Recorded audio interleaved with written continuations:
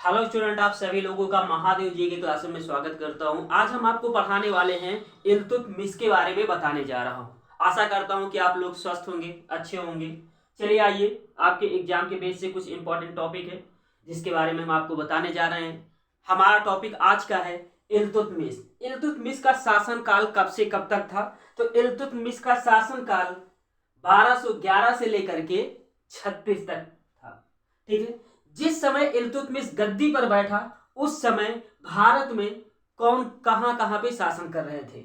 जो जहां पे इल्तुतमिश ने अभियान किया था, हम उन्हीं शासकों के बारे में जिक्र करेंगे। चलिए, गजनी में तो यलदौस शासन कर रहा था जो कुतुबुद्दीन ऐबक का प्रतिद्वंदी था। सिंध में कुबाचा शासन कर रहा था।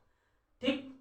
बंगाल के क्षेत्र में अली मर्दान शासन कर रहा था जो अपने आप को स्वतंत्र घोषित कर दिया था। जालौर में राणा उदय सिंह शासन कर रहे थे। ग्वालियर में मंगल देव शासन कर रहे थे और रणथंभौर में पृथ्वीराज चौहान के वंशज शासन कर रहे थे।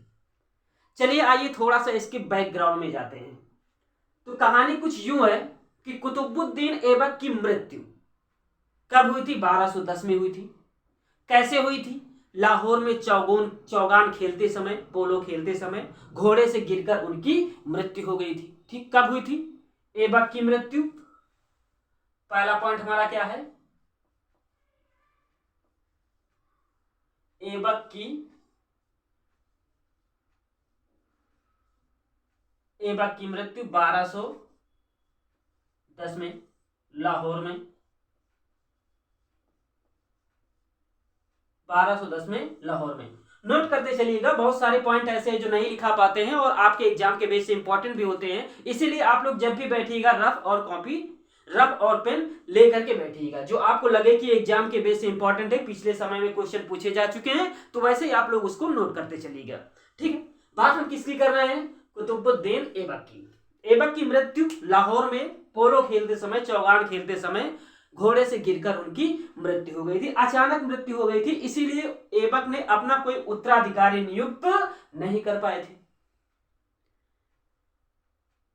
तब तुर्की अमीरों ने एक साधारण जनता तुर्की अमीरों ने यह सोचा कि हमारे सुल्तान की तो मृत्यु हो चुकी है, अगर ये बात जनता में फैलेगी तो विद्रोह होने की संभावना है। अमीर अपने आप को स्वतंत्र घोषित करने लगेंगे। इसीलिए ऐबक के अमीरों ने तुर्की अमीरों ने आराम शाह को गद्दी पर बैठा दिया। बात यहां पे यह समझ में नहीं आती है कि कुतुबुद्दीन ऐबक और आराम शाह के बीच में संबंध क्या था। कुछ इतिहासकार इसे ऐबक का पुत्र मानते हैं, कुछ इतिहासकार इसे ऐबक का गुलाम मानते हैं, कुछ इतिहासकार इसे योग्य सरदार मानते हैं। तो अपने अलग अलग तथ्य हैं, इसमें बहुत सारे मतभेद हैं। ठीक है। तो ऐबक के बाद लाहौर की गद्दी पर बैठने वाला व्यक्ति आराम शाह था। तुर्की अमीरों ने आराम शाह को गद्दी पे तो बैठा दिया, लेकिन जब ये गद्दी पर बैठा तो ये गद्दी पे बैठने के लायक नहीं था। ये एक अयोग्य शासक के रूप में सिद्ध हो रहा था। जब ये अयोग्य सिद्ध हो रहा था तो उस समय अमीर लोग जो थे, ठीक, कुतुबी अमीर लोग थे, तुर्की अमीर लोग थे, अपने आप को स्वतंत्र घोषित होने, स्वतंत्र सत्ता चलाने की कोशिश कर रहे थे। ठीक है, समझ में आ रहा है? इसी समय दिल्ली के जो तुर्की सरदारों के जो प्रमुख थे, जिनका नाम था अली इस्माइल। क्या? अली इस्माइल।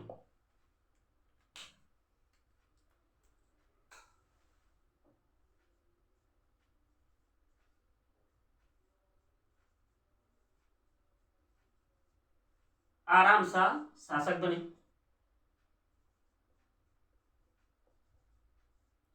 बने।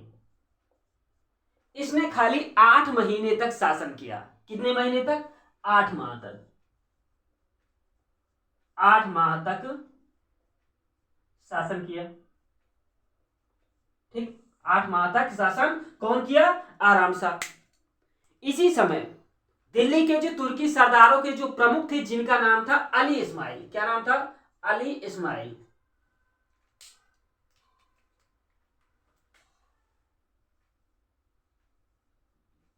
अली इस्माइल ये तुर्की सरदारों के तुर्की सरदारों के प्रमुख थे। ये कौन थे? ये तुर्की सरदारों के प्रमुख थे। इन्होंने सोचा कि अगर कोई योग्य उत्तराधिकारी जब तक नहीं बैठा दिया जाता है तब तक जो अमीर हैं ये अपने आप को स्वतंत्र सत्ता चलाने की कोशिश करते रहेंगे। इसीलिए अली इस्माइल ने क्या किया कि उस समय बदायूं के इक्तादार थे जिनका नाम था इल्तुतमिश। इल्तुतमिश को अली इस्माइल ने शासन सत्ता संभालने के लिए बुलाया गया। इनको निमंत्रण पत्र भेजा गया और इल्तुतमिश ने इस पत्र को स्वीकार कर लिया। इल्तुतमिश ने अपनी सेना लेकर के दिल्ली की तरफ बढ़े, लेकिन दिल्ली के पास में ही जूद नामक स्थान पड़ता है। कहां पे? जूद नामक स्थान पे, ये यहां पे दिल्ली के पास में ही जूद नामक स्थान पर आराम शाह को इल्तुतमिश पराजित करके इनकी हत्या कर देते हैं। हत्या करने के बाद इल्तुतमिश जो है वो दिल्ली की गद्दी पर बैठते हैं। इन्होंने अपना शासन सत्ता दिल्ली से शुरुआत किया। अब हम थोड़ा सा इल्तुतमिश के बारे में जिक्र करने जा रहे हैं, ठीक है? चलिए आइए, इल्तुतमिश का जीवन परिचय थोड़ा सा हम देख लेते हैं जो बहुत ज्यादा इंपॉर्टेंट है। इसी से क्वेश्चन कभी कभी पूछ लिया जाता है। चलिए हम बात करने जा रहे हैं इल्तुतमिश के जीवन परिचय के बारे में। इल्तुतमिश के पिता का नाम, ठीक,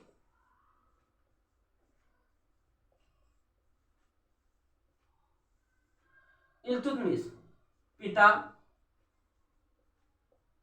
क्या नाम था? ईलम खान। हाँ, अभी इनके बारे में समझा रहे हैं। अभी थोड़ा सा आप लोग ये नोट कर लीजिए कि जो आपके एग्जाम के बेस से पूछा जाता है, इनकी उपाधि कौन कौन सी थी, इसके बारे में भी इसी समय जिक्र कर लेते हैं। क्या? उपाधि के बारे में।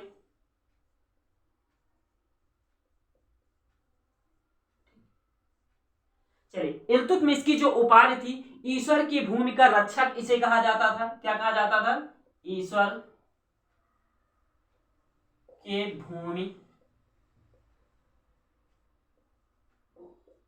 भूमि का रक्षक किसे कहा जाता था? इल्तुतमिश को कहा जाता था।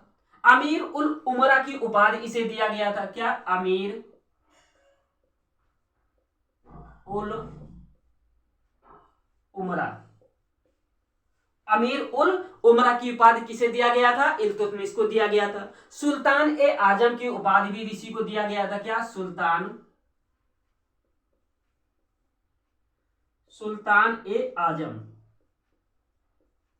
ठीक, बस इतना ही आपके एग्जाम के बेस से इंपॉर्टेंट है। चलिए अब इस वंश कौन सा था इसके बारे में भी थोड़ा सा नोट कर लीजिए। वंश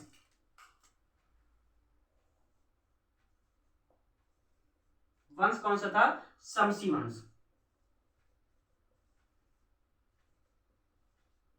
शमसी वंश, ठीक है। चलिए अब इसका कहानी कुछ यूं स्टार्ट होता है। आप लोग ध्यान से सुनिएगा क्योंकि मजा आता है इसमें सुनने में और आपको अच्छा भी लगेगा। ठीक, चलिए। इल्तुतमिश जो था, इसके पिता का नाम तो ईलम खान था ही। ये एक तुर्क जनजाति के सरदार थे। कौन? इसके पिता ईलम खान। ठीक, तो हम ये कह सकते हैं कि जो इल्तुतमिश का जो बचपन का जो जीवन यापन था बड़ी समृद्धि तरीके से बीता, समृद्ध वातावरण में इसका जीवन बीता।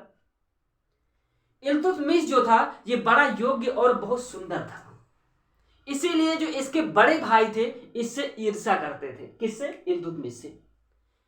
इसके बड़े भाइयों ने सोचा कि ये इल्तुतमिश इतना सुंदर भी है, योग्य भी है, माँ बाप घर परिवार सब इसी को चाहते हैं, इसके सामने हमारी कोई इज्जत नहीं होती है। इसीलिए इसके बड़े भाइयों ने क्या किया कि इल्तुतमिश को चोरी छिपे एक व्यापारी के हाथों में बेच दिया, धोखे से ले जा करके। उस व्यापारी ने क्या किया कि बुखारा के बाजार में ले जाते हैं, जहां पे दासों का व्यापार होता है, बुखारा, वहां ले जाकर के उस समय जो शासक थे, ऐबक थे, कुतुबुद्दीन ऐबक के जो सद्र ए जहां थे, उनके एक संबंधी के हाथों में इल्तुतमिश को उस व्यापारी ने बेच दिया। ठीक है, उस व्यापारी ने क्या किया कि बुखारा फिर ले जाता है और वहां पे हाजी नामक एक व्यापारी को फिर से बेचा जाता है। मतलब हम ये कह सकते हैं कि सुल्तान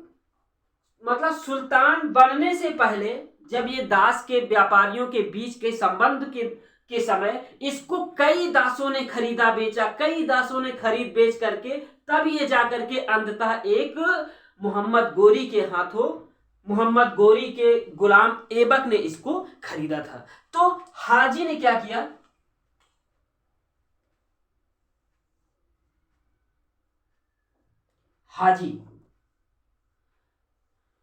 हाजी ने इल्तुतमिश को ले जाकर के बुखारा के बाजार में, कहां पे, बुखारा के बाजार में इन्होंने एक व्यापारी जमालुद्दीन मोहम्मद चुस्तकबा, क्या,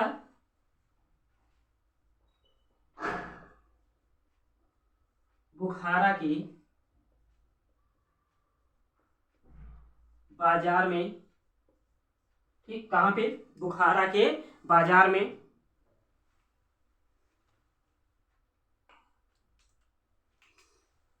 व्यापारी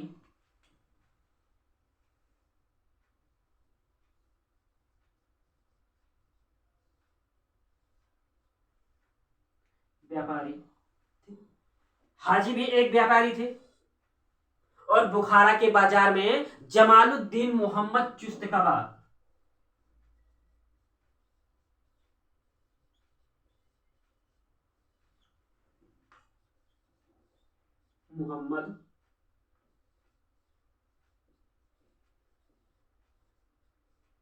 जमालुद्दीन मोहम्मद चुस्तकबा के हाथों में फिर से इसको बेच दिया जाता है। उस समय तक मध्य एशिया में दासों को सर्वश्रेष्ठ बनाने की एक परंपरा चल रही थी, ठीक है। उसी परंपरा के तहत जमालुद्दीन मोहम्मद चुस्तकबा ने इल्तुतमिश को धनुर्धारी, तलवारबाजी, साहित्य कला, इन सब में निपुण बनाया और निपुण बनाने के बाद जमालुद्दीन मोहम्मद चुस्तकबा ने गजनी के बाजार में इल्तुतमिश को खरीद बेचने के लिए पहुंचा। कहां पे,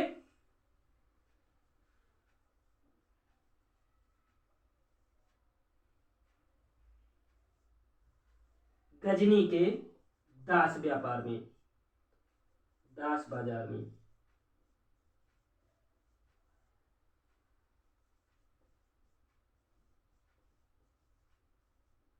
लेकर पहुंचा, कहां पे लेकर पहुंचा, गजनी के दास बाजार में। जब वहां पे ये बात की चर्चा होने लगी कि इल्तुतमिश बहुत योग्य और बहुत मेधावी है और बहुत सुंदर है, गजनी के बाजार में एक दास बिकने के लिए आया है, ये सूचना उस समय मोहम्मद गोरी तक पहुंचाई गई। जब ये बात मोहम्मद गोरी को पता चला कि गजनी के बाजार में एक सुंदर व्यक्तित्व, मेधावी दृष्टि का एक कोई दास आया हुआ है, तो मोहम्मद गोरी ने क्या किया, इसको खरीदने के लिए मोहम्मद चुस्तकबा से, ठीक है। अब मोहम्मद गोरी ने क्या कहा कि जमालुद्दीन मोहम्मद चुस्तकबा से कहा कि आप एक काम करिए, हम आपको 1000 स्वर्ण मुद्रा दे देते हैं, आप हमें इल्तुतमिश और तमगाज रूमी दोनों को हमें दे दीजिए। लेकिन व्यापारी ने इतने कम पैसों में बेचने से मना कर दिया। इसी समय मोहम्मद गोरी क्रोधित हो जाता है और उसने ये आदेश दिया कि कोई भी व्यक्ति, कोई भी दास गजनी के बाजार में 1000 स्वर्ण मुद्रा से ऊपर नहीं बेचा जा सकता है। अब जमालुद्दीन मोहम्मद चुस्तकबा परेशान हो गए। इसी समय कुछ समय बाद कुतुबुद्दीन ऐबक जो होते हैं वो गुजरात अभियान से वापस लौट रहे होते हैं। कहां पे, गुजरात अभियान से वापस लौट रहे थे, लेकिन इनकी नजर जो है उस समय दास बाजार में इल्तुतमिश और तमगाज रूमी पर पड़ी। कुतुबुद्दीन ऐबक इल्तुतमिश को देख करके बड़ा प्रभावित हुआ, उसके नेचर, स्वभाव, योग्यता, ठीक है, को देख उसकी सुंदरता को देख करके उसने ये सोचा कि हमें इस दास को खरीद लेना चाहिए। उसकी सुंदरता पर मोह हो गया, मोह मुग्ध हो गया ऐबक। ऐबक ने मोहम्मद गोरी से परमिशन मांगी कि आप हमें परमिशन दीजिए, हम इल्तुतमिश और तमगाज रूमी को खरीदना चाहते हैं। लेकिन उस समय गजनी के बाजार में इल्तुतमिश और तमगाज रूमी क्रय विक्रय के लिए रोक लगा दिया गया था।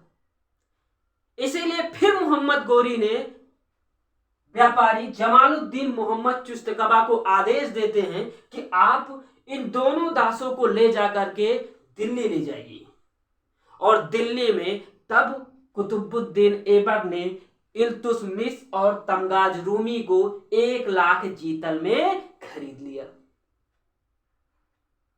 तो इल्तुतमिश कौन हो गया? इल्तुतमिश गुलाम का गुलाम हो गया। क्वेश्चन पूछा गया है, क्या हो गया? इल्तुतमिश जो था वो गुलाम का गुलाम हो गया। कैसे हो गया? देखो, कुतुबुद्दीन ऐबक किसका गुलाम था? मोहम्मद गोरी का। इल्तुतमिश किसका गुलाम हुआ? कुतुबुद्दीन ऐबक का। तो इल्तुतमिश जो हुआ वो गुलाम का गुलाम हुआ ना। हाँ, ये क्वेश्चन पूछा जाएगा, इसको आप लोग याद रखिएगा। चलिए, अब शुरू होती है क्या कहानी? कहां की? इल्तुतमिश की कहानी शुरुआत होती है। नोट करते चलिएगा जो आपके एग्जाम के बेस से इंपॉर्टेंट लगे। ऐबक ने इल्तुतमिश को मोहम्मद गोरी के दरबार में जब ले आए, तब इल्तुतमिश को सर ए जहांदार, क्या? सर ए जहांदार, ठीक है। चलिए,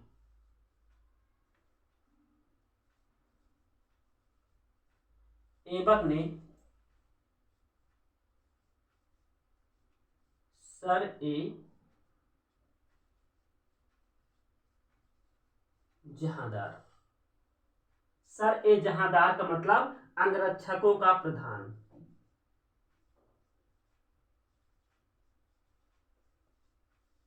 अंगरक्षकों के प्रधान के तौर पर ऐबक ने इल्तुतमिश को क्या किया? नियुक्ति कर दिया। उस समय यह पद बहुत महत्वपूर्ण माना जाता है। इल्तुतमिश मेहनती था, इसके अंदर लगन थी कुछ बनने की।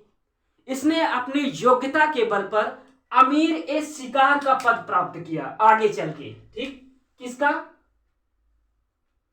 अमीर ए शिकार, अमीर ए शिकार का पद प्राप्त किया। कौन? इल्तुतमिश। अमीर ए शिकार का मतलब यह होता है कि राजा के शिकार करने का प्रबंध करना। फिर अपनी योग्यता के बल पर अमीर का पद प्राप्त कर लिया। उस समय अमीर जो था खाली ये बड़ा मजबूत पद माना जाता था, अमीर। इसके बाद इन्होंने बदायूं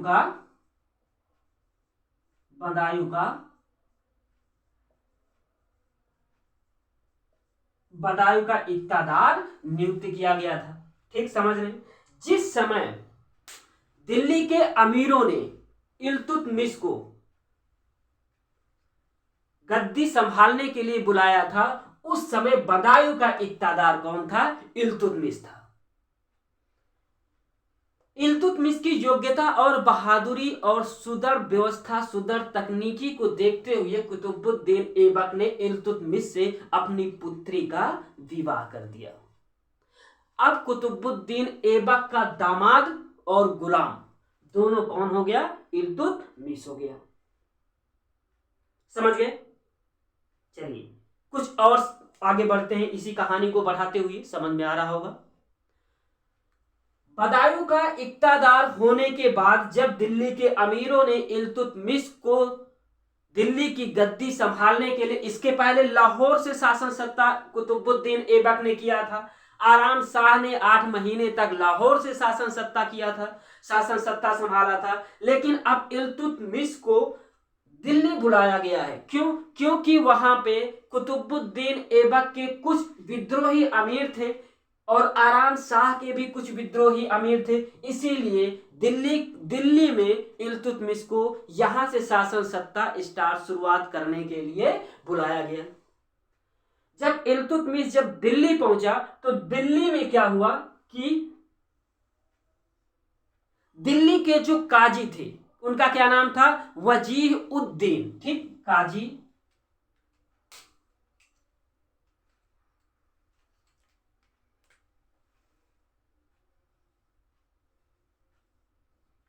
वजीह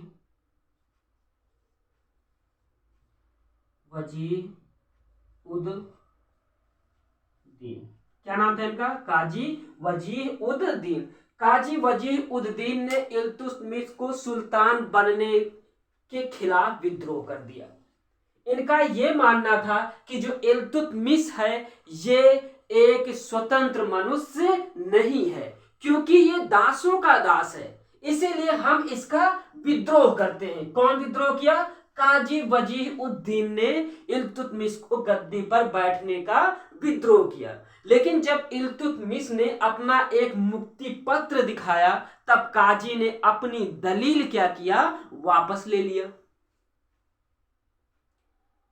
कुछ समय बाद जब इल्तुतमिश दिल्ली की गद्दी पर बैठ गया, पूरी तरीके से शासन सत्ता सुचारू रूप से चलाने लगा, इसी समय बगदाद के जो खलीफा थे, कौन, बगदाद के खलीफा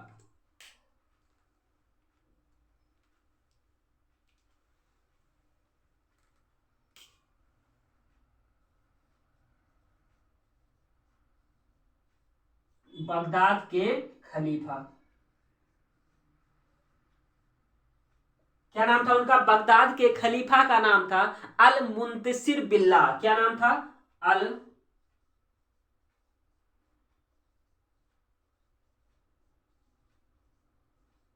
मुंतसिर बिल्ला।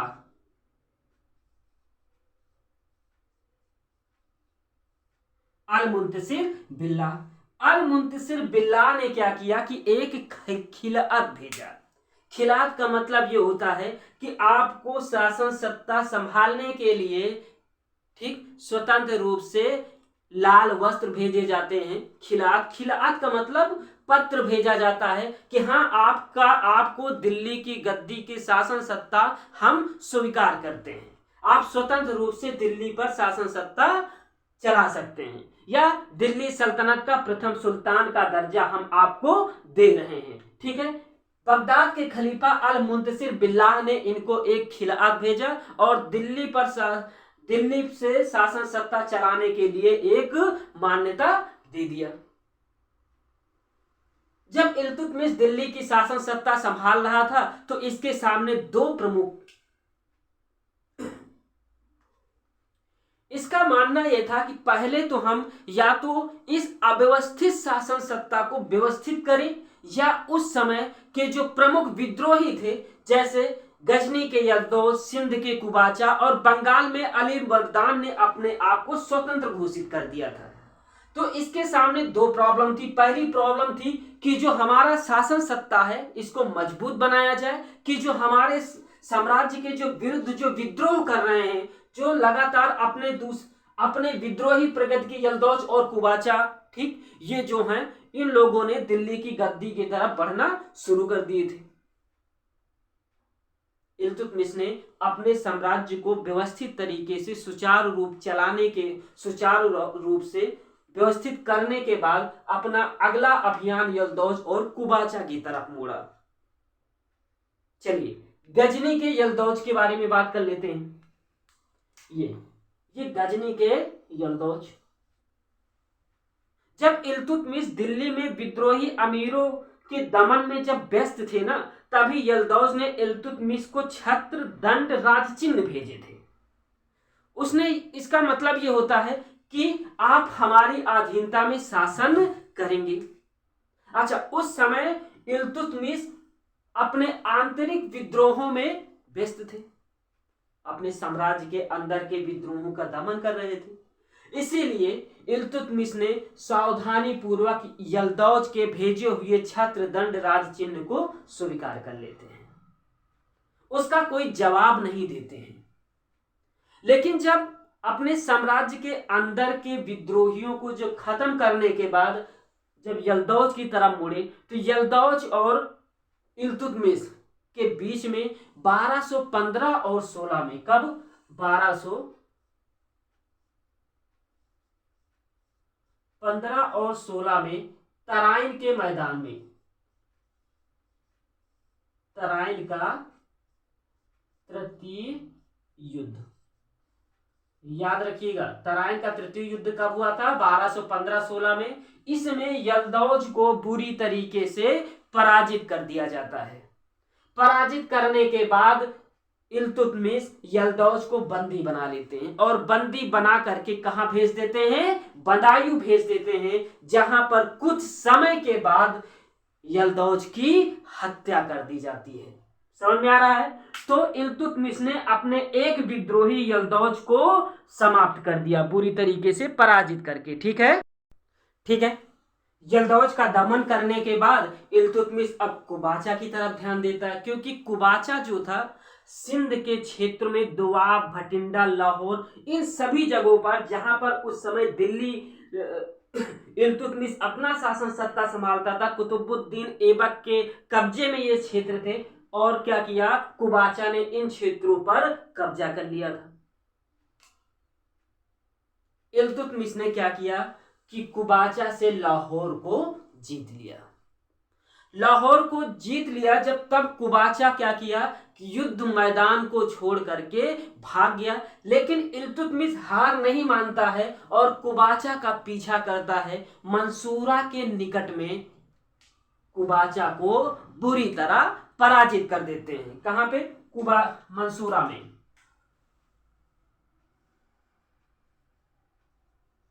मंसूरा में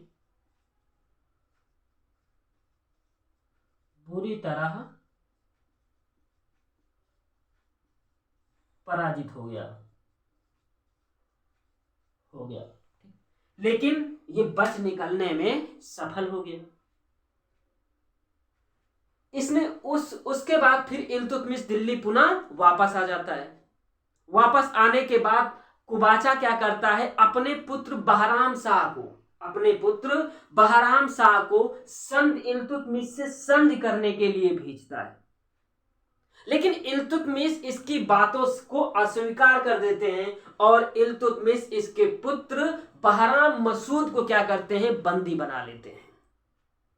अंत में कुबाचा विवश हो जाता है और विवश होकर के इसने क्या किया कि सिंधु नदी में कूद करके आत्महत्या कर लिया। कौन, कुबाचा ने सिंधु नदी में कूद करके आत्महत्या कर लिया।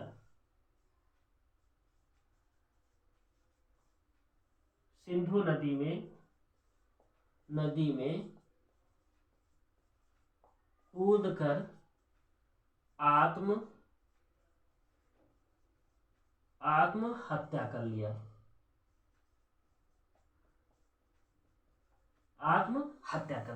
ठीक, तो यल्दौज और कुबाचा दोनों का अंत हो गया। अब बचा कौन, बंगाल के अली मर्दान। ठीक, कहां पे, चलिए आइए, ये बंगाल है और बंगाल पर शासन सत्ता कौन चला रहे थे, अली मर्दान चला रहे थे।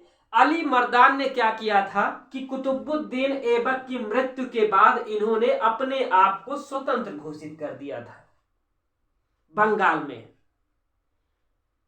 लेकिन 2 साल बाद अली मर्दान के जो उत्तराधिकारी थे वो अली मर्दान की हत्या करके शासन सत्ता चला रहे थे।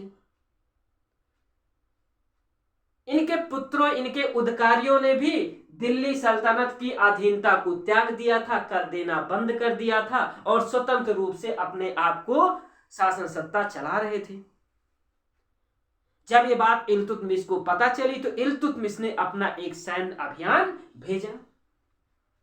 जब इनका इल्तुतमिश स्वयं गया सैन्य अभियान लेकर के, लेकिन इल्तुतमिश के अली मर्दान के जो उत्तराधिकारी थे, जब इल्तुतमिश वहां पहुंचा तो अली मर्दान के उत्तराधिकारियों ने अधीनता स्वीकार कर ली। लेकिन जैसे ही इल्तुतमिश दिल्ली पहुंचता है, अली मर्दान के उत्तराधिकारियों ने अधीनता को त्याग दिया। तभी इल्तुतमिश ने अपने पुत्र नासिरुद्दीन, इल्तुतमिश ने अपने पुत्र नासिरुद्दीन को आदेश देते हैं। उस समय नासिरुद्दीन जो थे ये अवध के इक्तादार थे। कहां के इक्तादार थे? क्वेश्चन पूछा जाता है। अवध के इक्तादार उस समय नासिरुद्दीन थे जो इल्तुतमिश का बेटा था। आदेश दिया कि सही समय और उचित समय आने पर आप बंगाल के लिए प्रस्थान करिएगा और बंगाल पर आक्रमण करके बंगाल को दिल्ली सल्तनत के अधीन करिएगा। इल्तुतमिश के पुत्र नासिरुद्दीन ने वही किया। 1226 में, कब? 1226 में नासिरुद्दीन ने क्या किया? बंगाल को जीत करके दिल्ली का एक इक्ता बना दिया। इसी समय अवध के क्षेत्र में जिस समय नासिरुद्दीन बंगाल अभियान पर गया था, उसी समय अवध में पृथु ने विद्रोह कर दिया। पृथु का विद्रोह एक भयंकर विद्रोह था। लोग इससे परेशान थे, ठीक। लेकिन इल्तुतमिश ने क्या किया कि पृथु के विद्रोह का दमन कर दिया, ठीक। अवध में पृथु का विद्रोह दमन करके अवध और दोआब के क्षेत्र में शांति स्थापित हो गई। समझ गए? ठीक है। अगला बात हम करेंगे, अगली बात हमारी ये है इल्तुतमिश के अभियान के बारे में।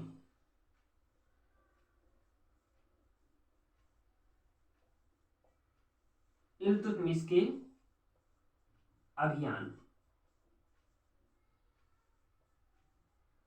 ठीक है।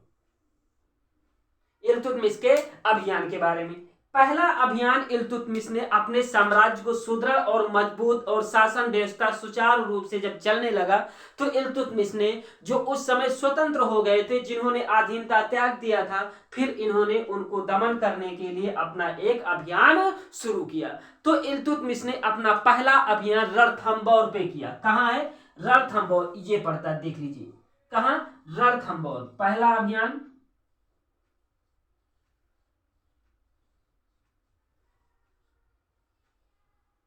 रणथंभौर पे किया। कब किया था? 1226 में। कब? 1226 में। 1226 में इल्तुतमिश ने अपना अभियान शुरू किया। यहां पर पृथ्वीराज चौहान के जो वंशज थे वो शासन कर रहे थे। कहा जाता है कि रणथंभौर का जो किला था उसे अजेय माना जाता था। रणथंभौर के किले को जीतने के लिए इसके पहले भी 70 शासकों ने इसको अपने कब्जे में लेने के लिए प्रयत्नरत थे, मतलब आक्रमण किए थे, लेकिन किसी ने भी इस दुर्ग को जीतने में सफलता नहीं पाई थी।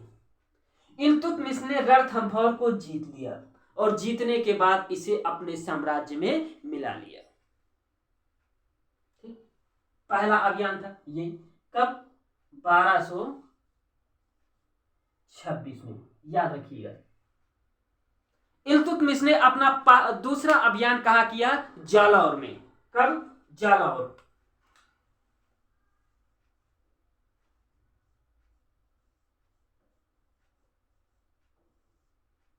ठीक। इल्तुतमिश ने अपना अगला अभियान कहां किया? जालौर। 1228 से 1229 में। 1228 से 29 में, ठीक। यहां के जो शासन सत्ता संभाल रहे थे राणा उदय सिंह। क्या नाम था? चौहान राणा उदय सिंह।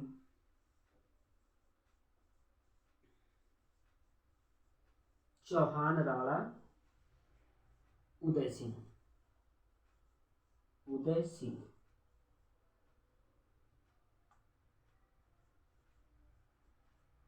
ठीक। चलिए आइए इनके बारे में थोड़ा सा हम जान लेते हैं। यहाँ पे पृथ्वीराज चौहान के उत्तराधिकारी,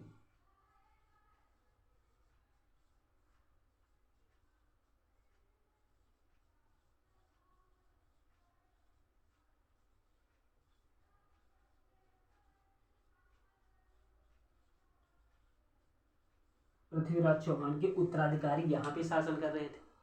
ठीक है। जालौर को भी इल्तुतमिश जीत करके अपने साम्राज्य में मिला लेते हैं। इल्तुतमिश ने अपना अपना अगला अभियान 1232 में ग्वालियर में किया। कहां पे? ग्वालियर।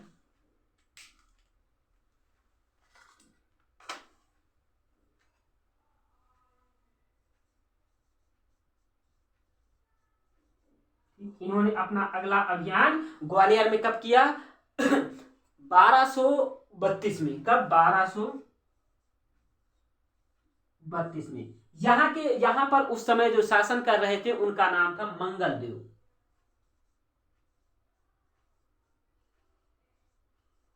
ठीक। ग्वालियर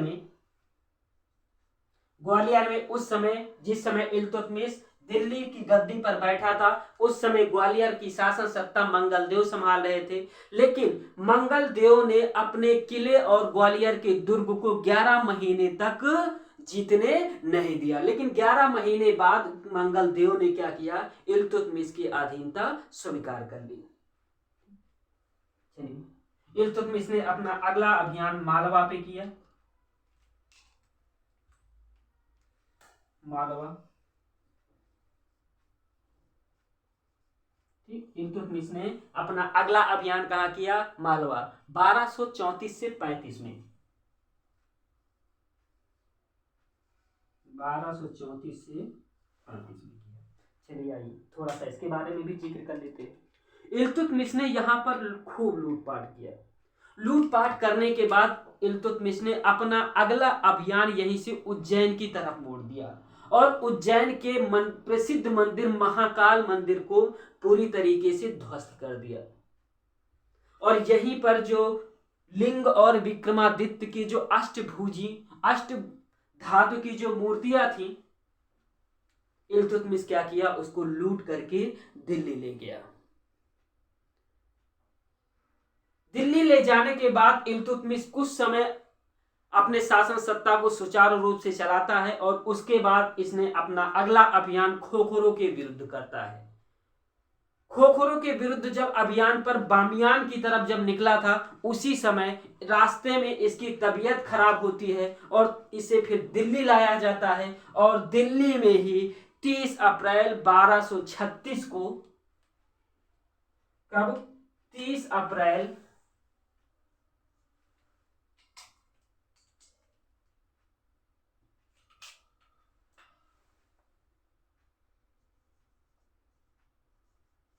मृत्यु 30 अप्रैल 1236 को इसके दिल्ली में मृत्यु हो जाती है। ठीक है। किस समय हुई? जिस समय ये बामियान अभियान पर निकला हुआ था गोरखों के विद्रोहों का दमन करने के लिए, उसी समय रास्ते में इसकी, ठीक है, रास्ते में ही ये बीमार पड़ जाता है और इसे दिल्ली लाया जाता है, जहां पे 30 अप्रैल 1236 को इसकी मृत्यु हो जाती है। आइए कुछ इसके प्रमुख कार्य देख लेते हैं जो एग्जाम में आपके लगातार पूछे जाते हैं। जैसे प्रमुख कार्य। ठीक। प्रमुख कार्यों में इसने क्या किया था? इसने शुद्ध अरबी के सिक्के चलवाए थे।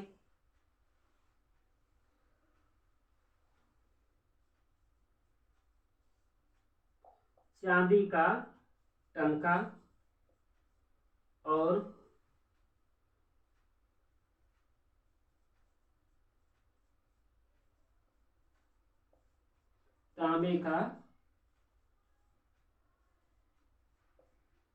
तांबे का जीतल चलवाया।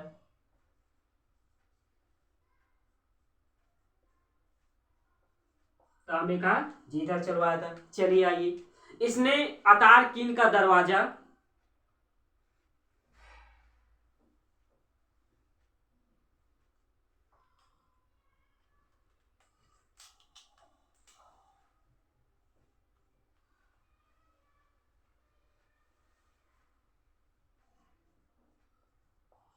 सुल्तानगढ़ी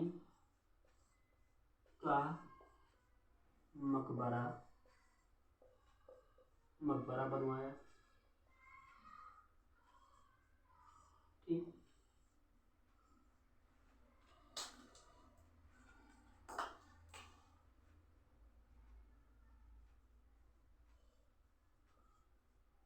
अजमेर में अतारकीन का दरवाजा, ठीक, अतारकीन का दरवाजा बनवाया। और इसने 40 दल, 40 गुलामों के सरदार, जिसे तुर्कान ए चिहलगामी भी कहा जाता है, क्या?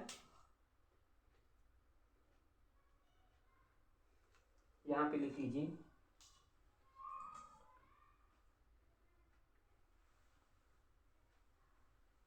यहाँ पे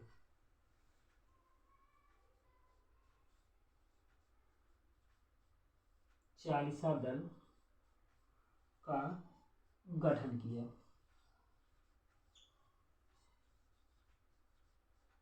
गठन किया था। ठीक है, ओके। चलिए मिलते हैं आप लोगों से एक नेक्स्ट वीडियो में एक नए टॉपिक के साथ। तब तक के लिए थैंक यू।